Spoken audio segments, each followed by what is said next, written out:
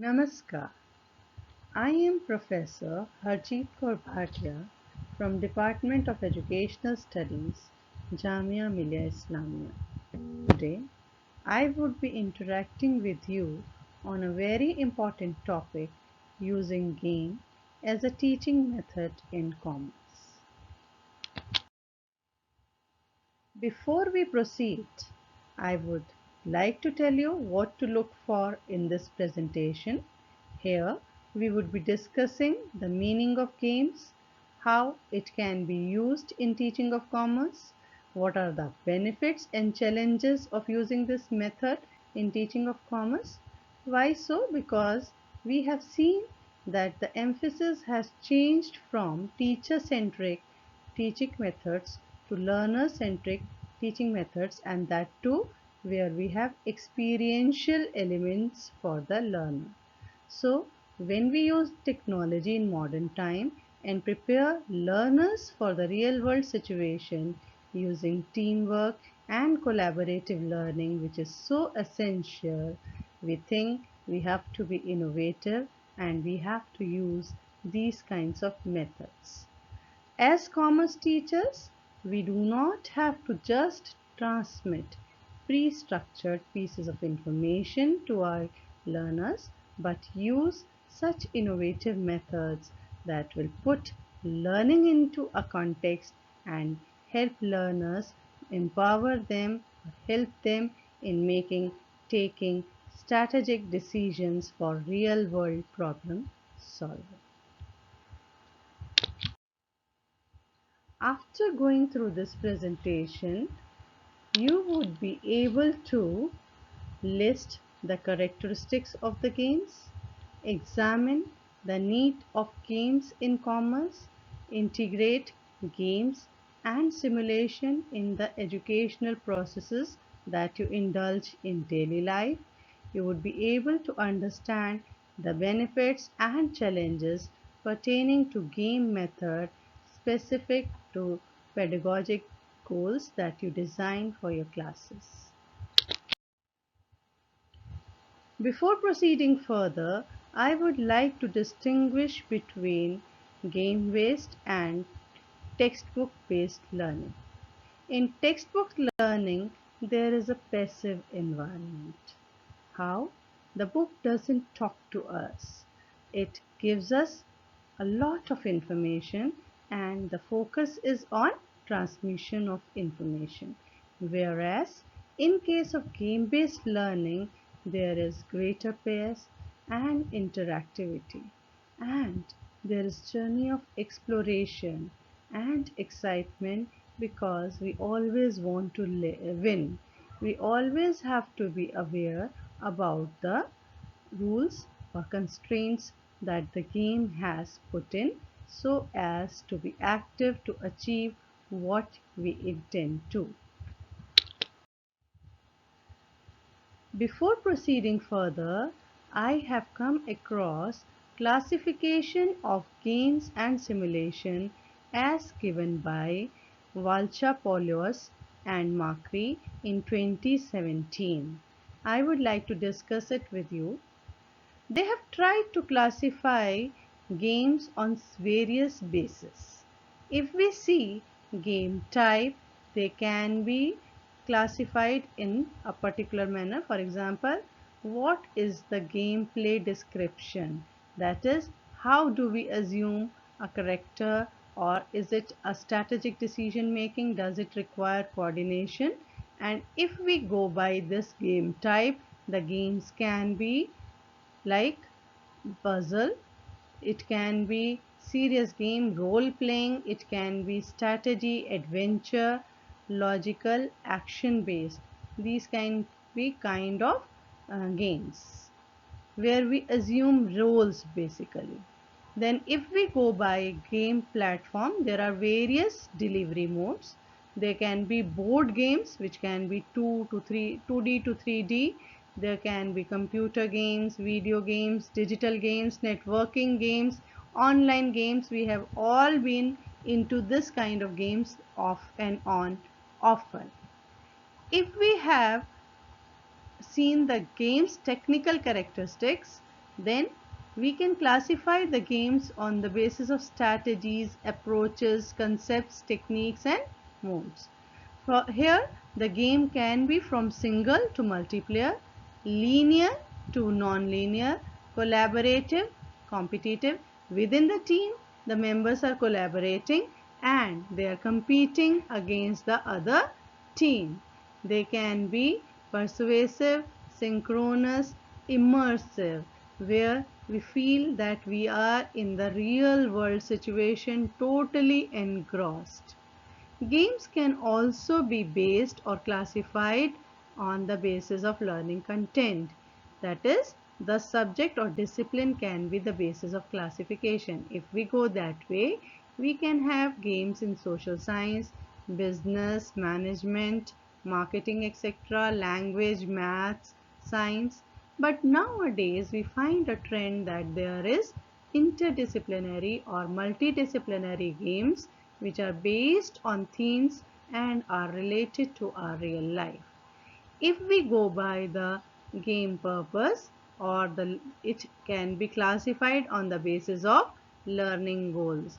As we know, learning can be related to cognitive, affective and psychomotor domain. So they can be related with knowledge acquisition, they can be related with content, understanding or things in affective domain like motivation, engagement, or in the psychomotor domain that is concerned with skill acquisition. Coming to characteristics of games.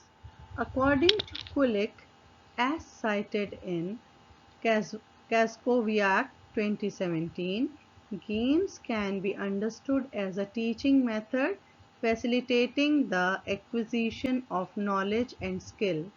I would like to emphasize here knowledge and skill. Knowledge can be theoretical based on subject matter, disciplinary, and skills. Skills means that they are related with some efficiency component. They may be requiring us to use this knowledge in an efficient way. So skill needs drill. The more we practice a skill, the more efficient we become. So games can be understood as a teaching method facilitating acquisition of knowledge and skills containing certain components of play. Now there is a difference between play and game. Each game is a play, but not each play is a game. Why? Because meaning of score is stronger in the game than in play. In game there is introduction of competition. Play may be only for the purpose of fun. In case of games, it is based on observance to strictly set rule. Strictly set rules means that there are constraints, there is explicitly set rules which largely pertain to subject matter. Here it may be commas. It can also be related with time limits.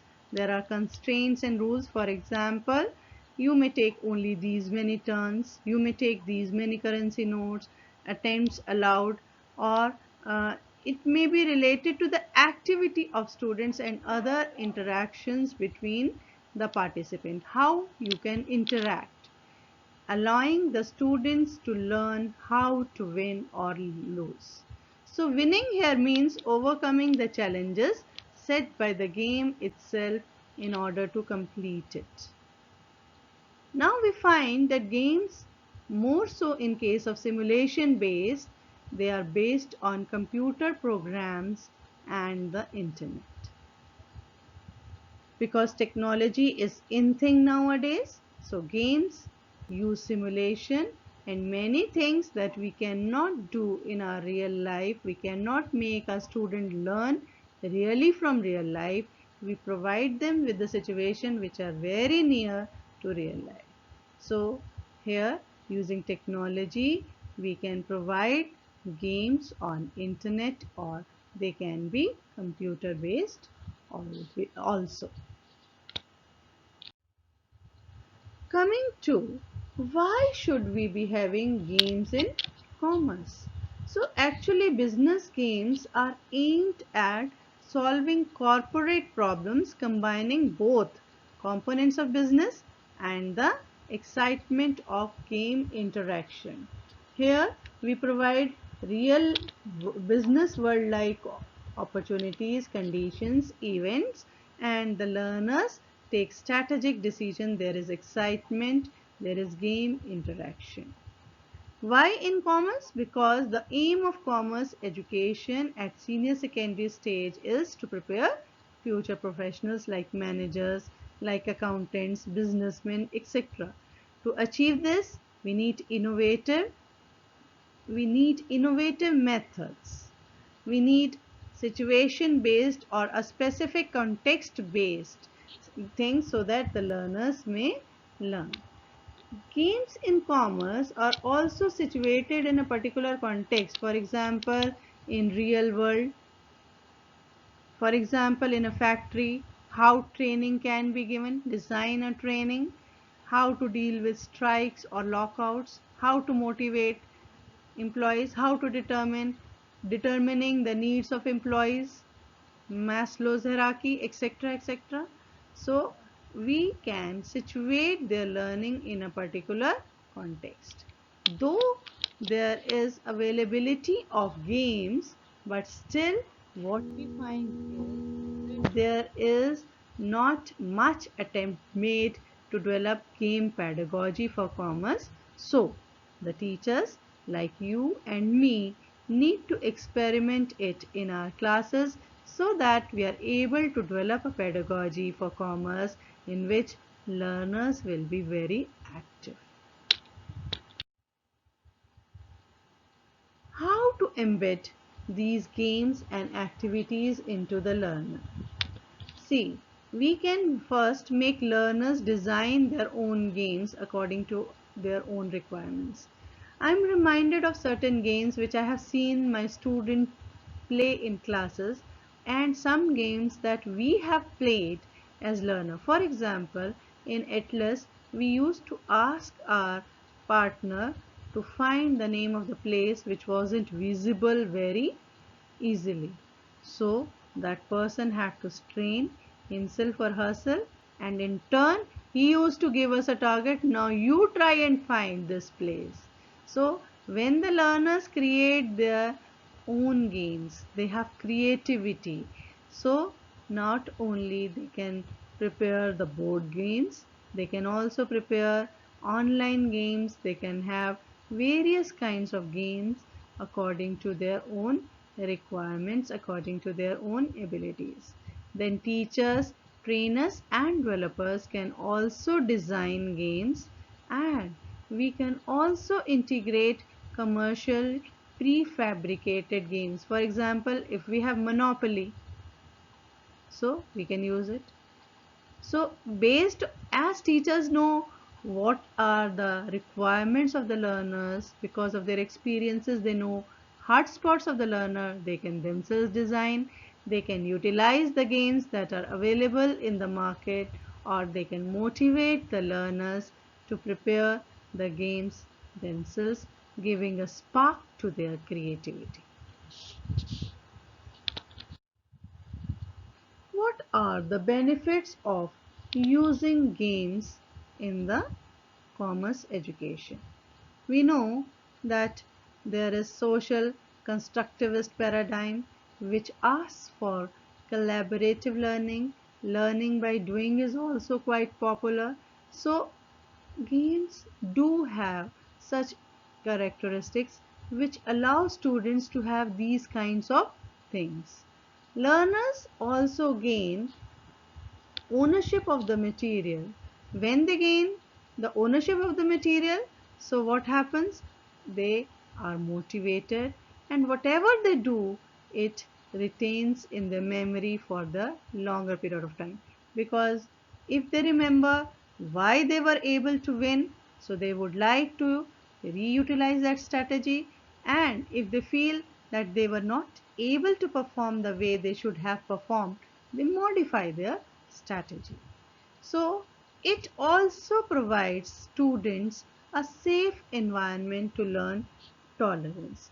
What kind of tolerance? See, they are not going to fail or not going to lose in front of others. It is only a classroom setting. So it is hard for students, especially adolescents, to fail in public setting. So when they are playing games, they are peers. Sometimes they win, sometimes they lose. So it is a safe environment.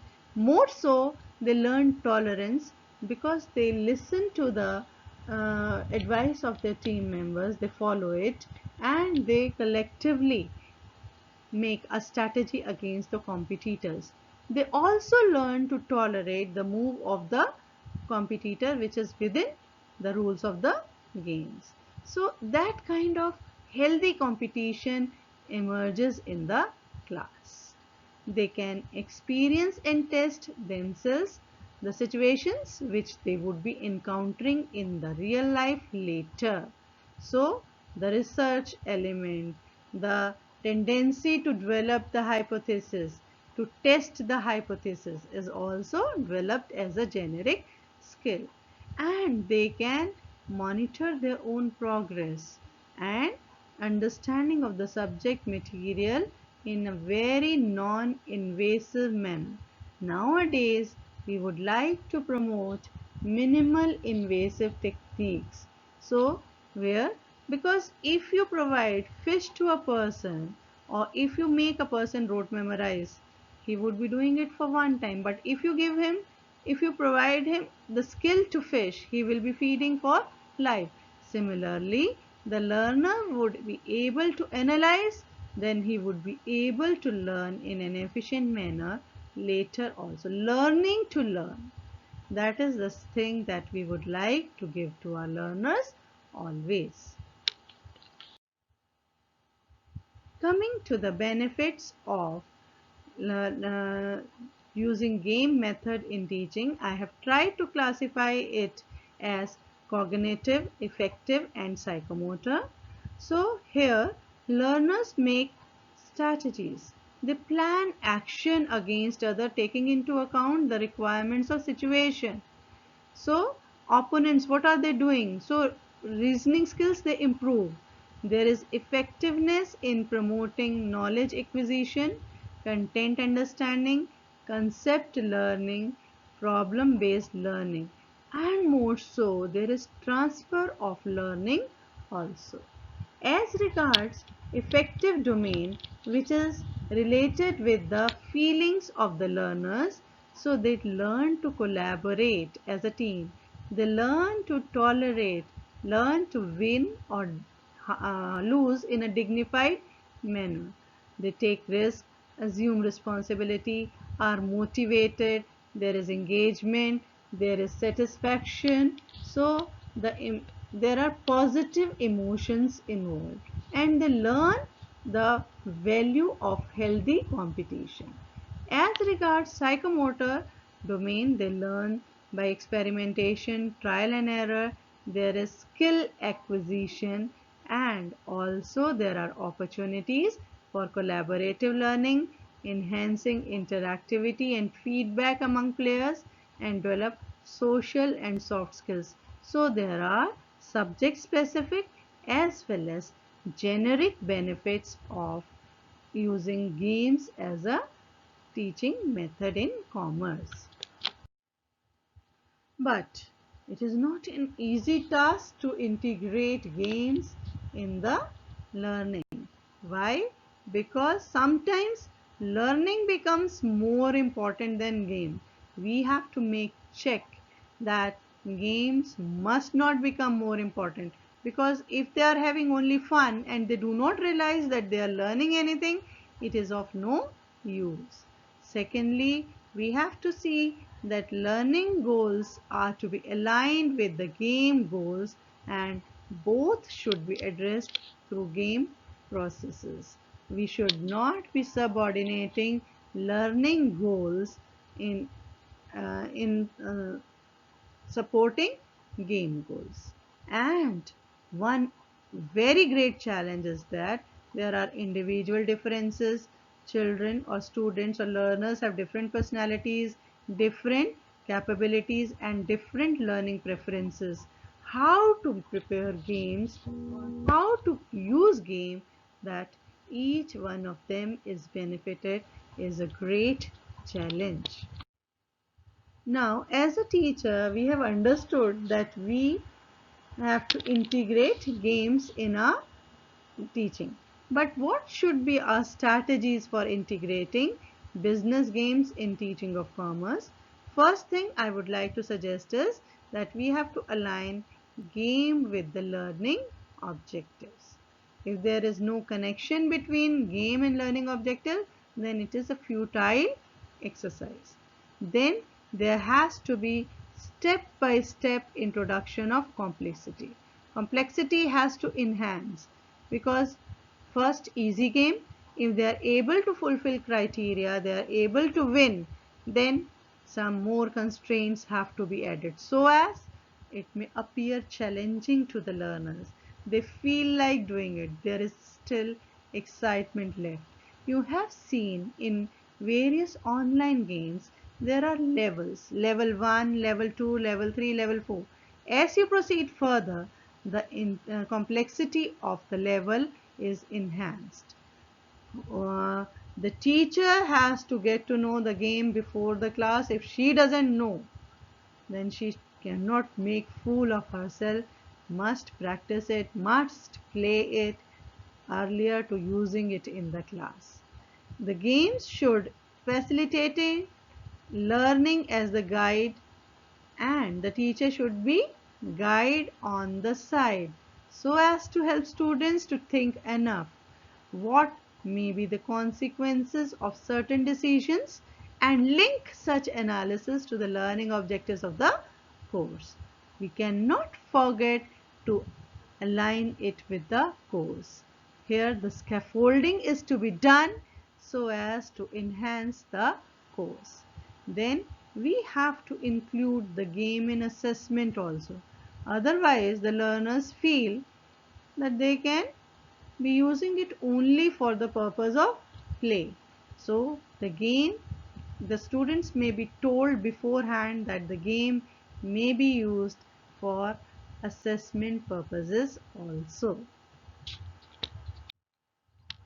In conclusion, I would like to say that if we use games in business education or commerce education, there can be skill enhancement, there can be application of theoretical knowledge, and it also encourages learners to participate in the learning, making them active, and provides non-traditional environment to help learners to display their creativity in real world problem solving in situations related to real world.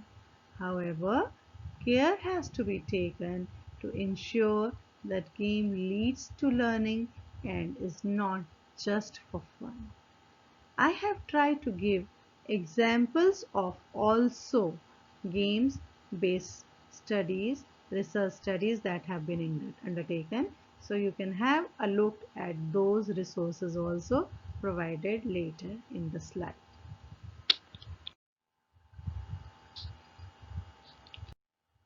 Thank you very much. Thank you.